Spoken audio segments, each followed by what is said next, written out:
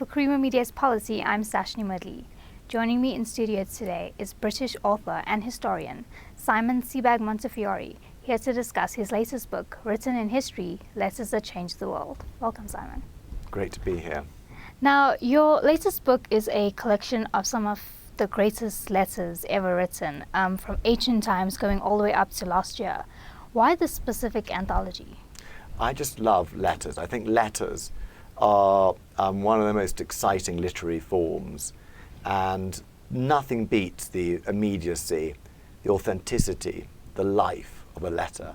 Because a letter is just a moment, a spark of life, and it's frozen in time. And by reading it, you can also enter into the world, the intimate world of great characters that no other document or no other art form really equals.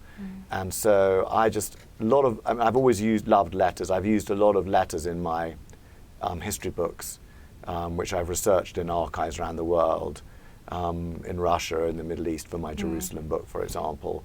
And I've always loved letters. And my publisher said to me, would you like to do an anthology of letters? And I said, I'd love to. That would be a delight. And so here we are.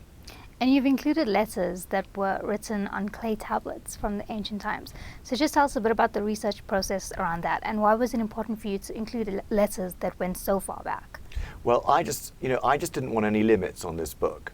I mean, this book is letters of sex, love, war, power, death, from 4,000 or 5,000 years. I mean, the earliest one I think is in the 1200s BC, from Ramesses the Great. So we've got letters written on parchments, we've got letters written on clay, we've got letters written on paper. We've even got a few sort of telegrams, but most of them are handwritten letters actually. But the point is, I didn't want to be limited by continent, race, gender, anything. And if that sounds very kind of politically correct, it isn't really. I've always been like that. I'm interested in an eclectic, cosmopolitan world where everyone mixes. And so there are letters in here from every continent, from every race, and there are a lot of women writers in here too. And in some ways, this is just, this teaches people, if they want to be taught, characters and events that they should know about, or they should enjoy. But actually, you can just treat it as a sort of delight, a treasure trove, a treasure chest of delicious things that you can open anywhere, and hopefully it's an entertainment. And closer to home for us here in South Africa, you included a letter from former President Nelson Mandela to Winnie Mandela while he was in prison. Why was this such an important letter for you to include? Well, I think Mandela is one of the great characters of the 20th century, and there are a lot of cult of personalities of great men, and they are usually men from the 20th century, and many of those are exaggerated. But the two that I think stand up to scrutiny are Churchill and Mandela. And there are letters from both of them in this book. But Mandela is especially significant because he did something so positive. I mean, Churchill just reacted to a very difficult situation. But it was Mandela's personality that made the huge difference between whether this would be a bloodbath and a civil war, and whether this would be a peaceful transference of power. And that's such a colossal achievement in a century that saw Hitler and Stalin, that one has to celebrate it. It also happens that he was a great letter writer. He was very literate, and the letters to Winnie Mandela are fascinating, and they exist on several levels. I mean, they're to her, obviously. In some ways, they're paternal. They're like a teacher to a pupil. They're sort of, in some ways, they're quite distant. They're quite frosty, glacial even, and yet they're kindly, but they're not passionate. And their relationship was, we all know the ups and downs of that relationship, but it's all there in the letter. And of course, also he's writing for posterity always. So it must have been pretty difficult to be married to him in some ways, I'm sure. because you were married not just to a man, but to history. And I think that makes that's in the letters too. And I was also surprised to read a letter from Gandhi to Hitler. And in your intro, you say that it was actually futile. Why? Yeah.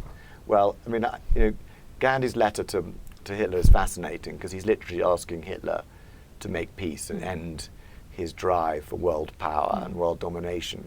And of course, Gandhi is also a sort of South African character, really. But I think the important thing about this letter is it is completely futile and somewhat naive, and also somewhat sort of morally naive too, because not only did he misunderstand Hitler, but he treated Hitler and the British Empire as kind of parallel forces that both should be treated with certain skepticism. And looking back, despite all the flaws and tragedies and disasters and mistakes of the British Empire, it never is comparable to Nazi Germany and its crimes. So it's a very interesting letter. And just last year, US President Donald Trump wrote to North Korean leader Kim Jong-un. Why did you choose to publish this particular letter? Well, first of all, I don't think Donald Trump writes many letters. So if I wanted to write, publish a letter by Donald Trump, it was going to be one of these. But secondly, this is a book of letters that changed the world, and Donald Trump has definitely changed the world totally. And furthermore, it's a very interesting letter because the one person that you would write a letter to is the North Korean leadership. They're stuck in the 1950s. And the 1950s was a time when you wrote very formal letters. So Donald Trump was clearly advised that Kim Jong-un, despite being a sort of, young person, would actually react well to this kind of formal approach. It's also a very Trumpian letter that it boasts about how big his nuclear weapons are. And it led to the Singapore summit. And interestingly, Kim Jong-un replied in letter form, and he sent a letter that was like this big. I don't know if you saw it being Trump with it, but he sort of sent a big letter, obviously in big letters, for Trump. And Trump said their correspondence was like a love affair, with wonderful letters being sent back and forth. So there we are, a very literary love affair.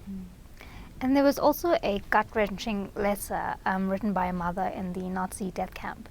And she chose to be executed with her son, and she wrote a note to her husband, who was also at the camp. And miraculously, the note got to him. Just tell us a bit about this note. Well, it's just one of those. I mean, this book has a real, difference of tone in it. I mean, there are letters from everyone, from kings and empresses to musicians like Mozart and Michelangelo.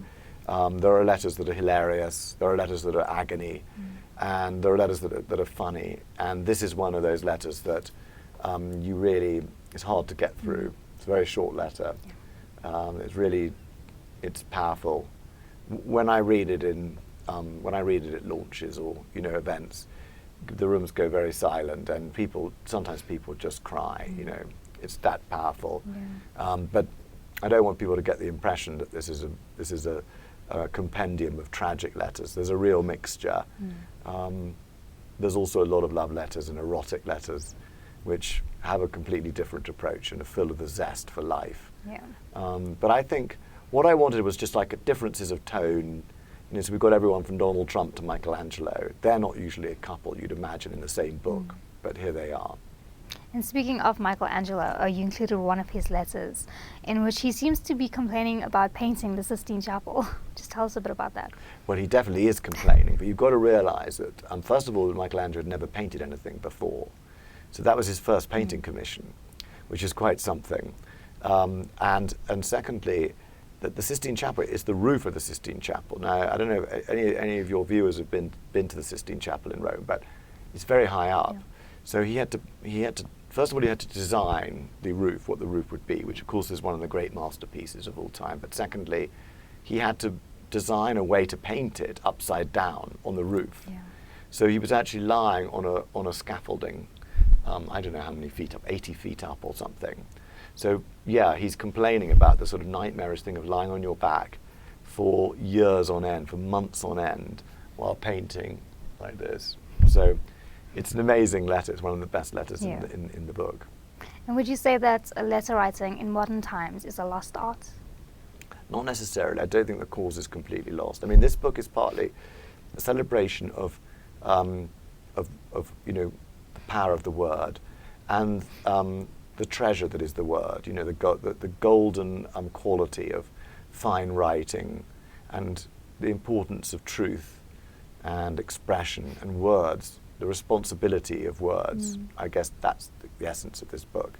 That real words, beautiful words, have an integrity and a responsibility, and especially for politicians. And we've slightly lost that. So in one sense, that's very current.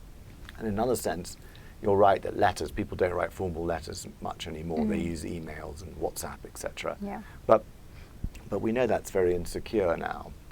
And everyone, people, security services are always stealing our emails and so on. So I think this book marks a change. And I think people realize now that all the digital stuff that we thought was so secure and secret and we could say what we wanted to anybody, now turns out that stuff is all kept somewhere, probably copied many times over, and God knows when it's going to reappear. Well, a letter only exists once. So I think letters are going to have a comeback. Let's hope so. And lastly, from all the letters that you've researched, do you have a favorite? I think one of my favorites is Frida Kahlo's love letter to Diego Rivera, which there's a section of love letters, and it's just, she's such an amazing character, and she's such a free spirit. She's a liberated, creative woman, and I think that letter catches all the colour and mischief and sensuality of her paintings. So that's my favourite for today. Yeah. But every day I have another favourite, because in fact these are all my favourites. Great. Simon, thank you so much for joining us today. Thanks for having me. That was author and historian Simon Sebag Montefiore discussing his latest book, written in history, Letters That Changed the World.